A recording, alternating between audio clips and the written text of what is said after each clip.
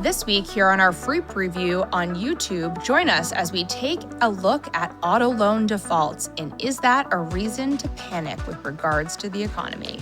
For now, sit back, relax, and join us as we take you through the numbers. Hi, Lauren. Hi, Lindsay. How are you? I'm doing great. How are you doing? I'm good. Did you have a good weekend? We had a very fall in New Hampshire kind of weekend. We did too. Apple picking, did yes, you? I saw that you went apple picking and I went apple picking. Yes. And then we showed up dressed alike today. I know we're twinning this weekend. I know. But I feel it's like the we're fall thing. So last day of September, Yes. dipping our toe into October. I know. I can't believe it came so fast this We year. came dressed as Beetlejuice today. Apparently.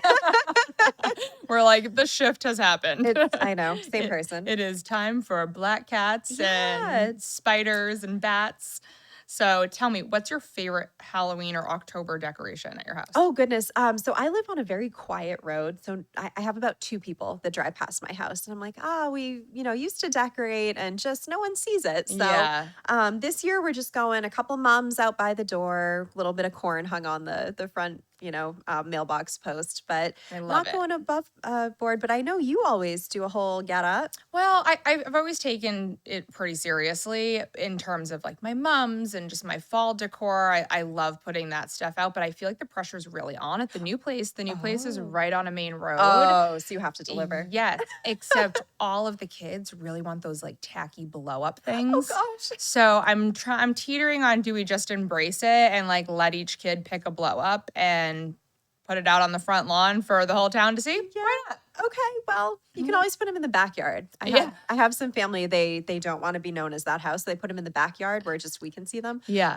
I think that's kind of cute too. Yeah. So we'll see. I started with the mums and the pumpkins, though. I was like, if I can just get like a couple weeks of me, and then we can set it free to the Just kids. let it loose. Oh, yeah, that's so fun. exactly. So, Nice. yes, to be determined. Still kind of, I feel like I haven't even decorated the house for like every day, never mind holidays, and here they are upon us. New house, that's the trouble. I know.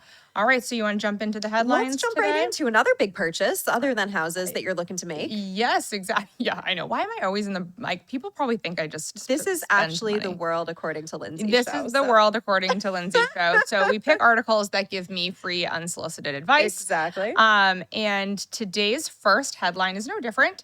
It is the surge in U.S. auto loan defaults to 15-year highs a reason to panic? So not that I'm in default of a loan or anything like that. So did no not mean to imply personal reason. No personal reason to panic. But in summary, the article attempts to answer the question as to the usefulness of auto loan delinquencies as an economic indicator. It is being reported that borrowers are struggling with high inflation and cost of living, and now an even more grim picture on employment. So delinquencies for July and August were up about 20 basis points. I guess that's above expectations. So, that's kind of the summary of where this article is taking the question about auto loan defaults. I'm going to start with a quote today that I thought was kind of impactful. So in 2017, Steve Big Short Eisman caused a lot of noise by saying he saw parallels between rising subprime auto delinquencies and the global financial crisis. Then came the pandemic and a rash of canary in a coal mine type coverage as slumping U.S. secondhand auto prices followed a sales boom born of surplus savings and existential boredom. So the article is stating that this theme, that the whole point is that this theme that, Steve Big Short Eisman had kind of called in 2017, this is looped back into view as of this past week based on the drop in shares of Ally financial stock. Yes. And that drop was about 17%. Right. So talk to us about this Eisman theory that's happening here and why it's important to focus on Ally share drop. Yeah, so drops. 2 kind of connected issues going on here. The first is this rise in auto loan defaults, this rise in the especially subprime delinquency rate. Anytime we say subprime and delinquency rate in the same sentence, that brings us back to that 2006, 2007 era. Yeah. I know you remember this. It was a concerning time because there was so much consumer debt out there. And especially in this subprime category, we just had poor borrowing standards. Mm-hmm. Things are a lot tighter now in terms of who qualifies for a loan. Like, what documents do you need, right? We were thinking of Yeah. all of those like no document mortgages that were going out the door. So, whenever we say subprime delinquency rate is rising, that does give us those echoes of the great financial crisis. Yeah. So when I read this article and you quoted something similar, it said that the 60-day subprime delinquency rate is the highest level it's ever been, except for 2009. It says excluding 2009. So Right. I was like, okay, well, there's a reason for Well, that's a big excluding. caveat. Right. Excluding the worst that it's been, it's a lot like this cycle. So I agree, right? We never want to see rise in these delinquency rates or Yeah. in defaults, but this time around, it doesn't seem like we're in that same, bucket of concern because yes, the rate is rising. However, we're not that bad in the kind of quality of loans, right? Even in the subprime category, maybe you have a checkered history in your past to Mm-hmm. get this loan, but you need more documentation now, right? They're having gone through that experience. A lot of these lenders are just a little bit more conservative. Right. Ever since 2008, 2009, there's Exactly. been, stricter lending standards, I feel. Exactly. And so, Um, well, you mentioned the Ally Financial, their stock price going yeah. down, and that's very much connected. Anytime they're captive finance, that used to be General Motors auto financing, and so whenever we see investors not so enthused about someone like Ally Financial, right? That stock price decline and 17% is a pretty big jump Yeah. on these higher than expected delinquency numbers. That really shows that sentiment is shifting, right? Investors are saying, ooh, maybe this isn't so good anymore. Hmm. But stock prices are just that. It's not an Right. economic outcome. It's just how investors feel about this company right Right. now. And I think that folks oftentimes kind of intertwine those two things. Folks are always looking Yeah, to various signals from the stock market to indicate how the economy, what direction the economy is headed in. exactly. And then articles like this double down and try to say that, auto loan delinquencies are yet another, recession signal that's Right. flashing.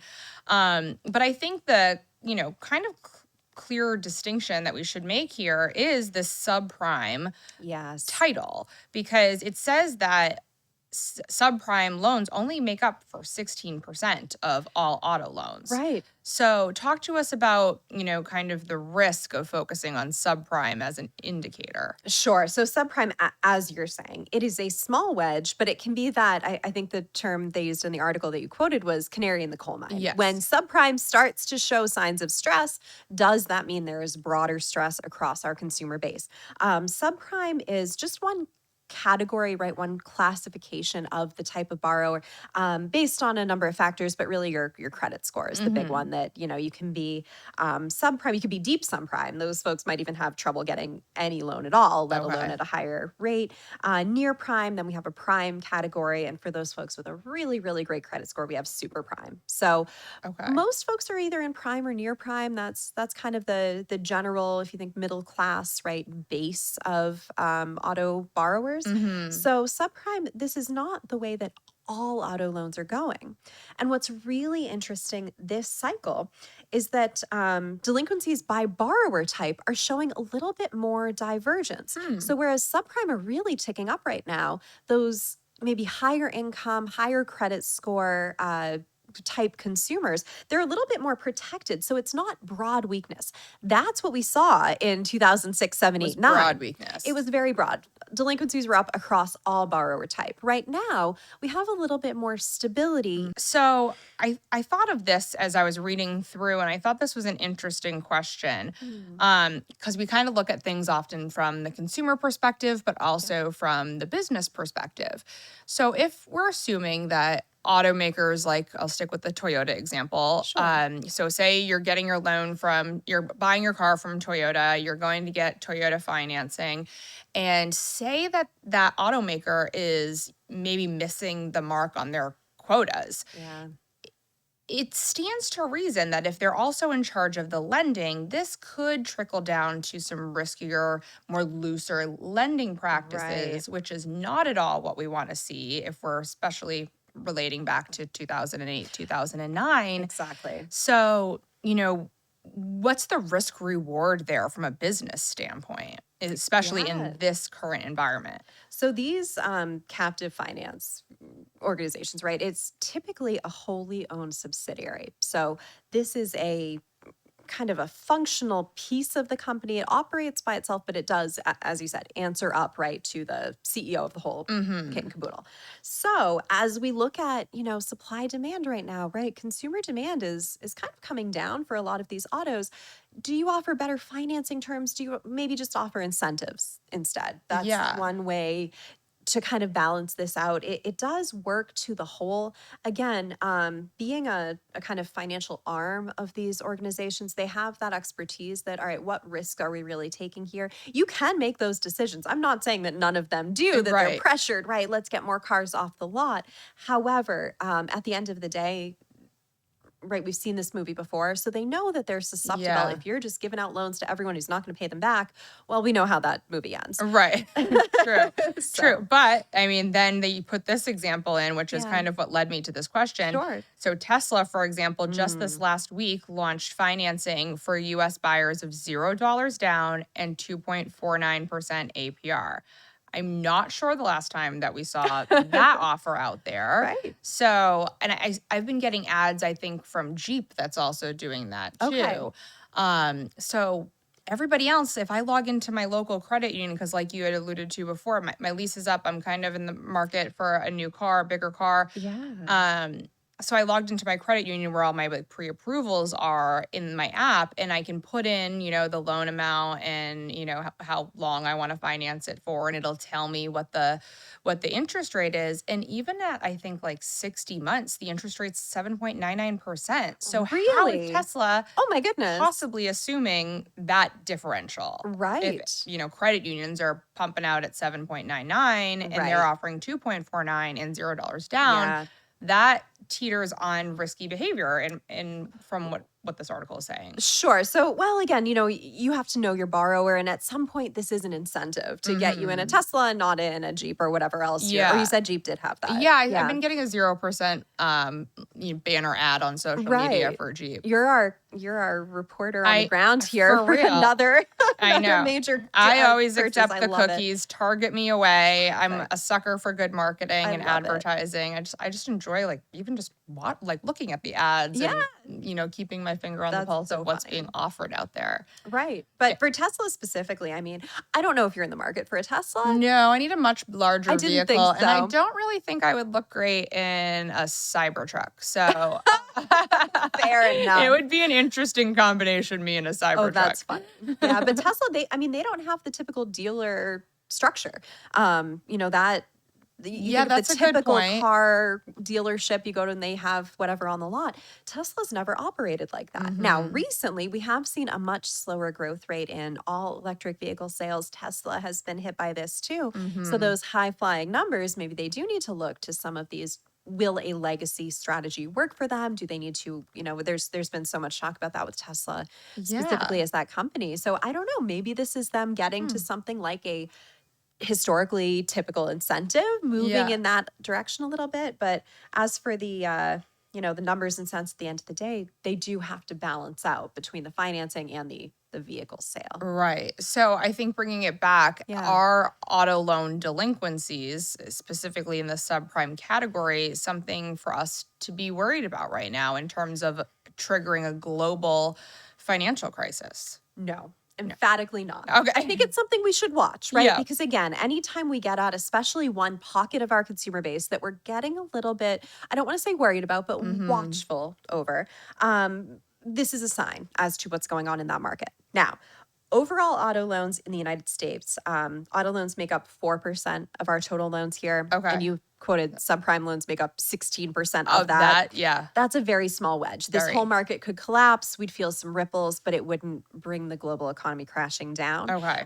So for this very, very small portion we're looking at, something to watch, not something to worry about. Okay, that makes a lot of sense. And I this is not really a question, just kind of a point I found interesting. And I don't have research to verify it, but they said that cars are such a big expense that they actually account for 9% of household debt. And on average, it's the biggest non-mortgage credit cost, having recently edged ahead of student loans. I didn't realize that had happened. It's wild to Yeah. me because, I mean, again, it all depends on what you're in the market for and what Right. your budget can handle. But I mean, I just got rid of a student loan after selling my house, and that was almost $600 a month. And Really? I know Wow. people whose car payments are north of that for sure. My Yeah. sister just purchased a truck. She needs one. She has a horse. She has a farm, so Oh, she okay. has So to she's tow. locked in. Yep. So yeah, I think her interest rate was over 8%, Really? and her payment was over $800 a month. Wow, gosh. So I'm sure that that's more than she pays in student loans. It definitely I makes would bet. sense. Yikes. This is why I drive a 2012. So. Right. You were Right. laughing. I don't have a I new know. car. I just have a different outlook on cars. I like to lease. I like to drive a new car as like often it. as possible. And so yeah, but I think that this environment right now that we're in, especially with these higher interest rates, Yep. is causing me to have to rethink my strategy. It's a different calculus right now. Definitely. So it kind of stands to reason that if you're in the market for a new car, maybe entertain the dealership's financing rather than your consumer financing, because there does seem to be some better deals out Some there. incentives out there for sure. Yeah, but either way, you're saying that these auto loans, the auto loan delinquencies are not necessarily a flashing signal for recession No, not yet. or crisis. I mean, they No went they crisis doubled yet. down.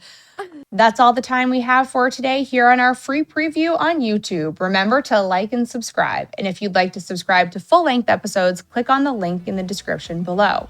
But until next time, bye, Lauren. Bye, Lindsay.